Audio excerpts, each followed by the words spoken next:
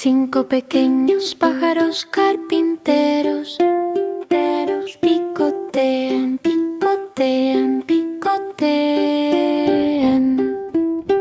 En los árboles altos, en una caminata rítmica, los tambores hacen sonar el tambor mientras buscan insectos, moviendo la cola y dando abrazos.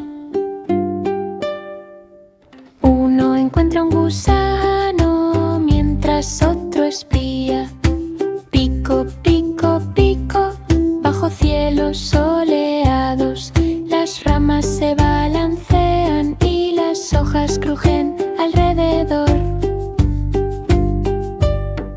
Los pájaros carpinteros emiten un sonido animado, saltan y aletean mientras trabajan y juegan, buscando insectos durante todo el día. Los picos diminutos golpean la corteza tan gruesa. Pico, pico, pico, clic. Llega la tarde y el bosque descansa. Cinco pequeños pájaros carpinteros terminaron sus misiones.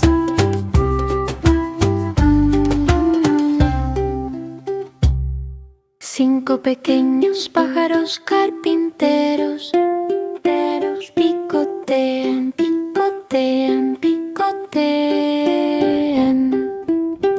En los árboles altos, en una caminata rítmica, los tambores hacen sonar el tambor mientras buscan insectos, moviendo la cola y dando abrazos.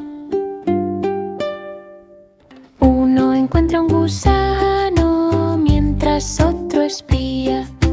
Pico, pico, pico, bajo cielos soleados, las ramas se balancean y las hojas crujen alrededor.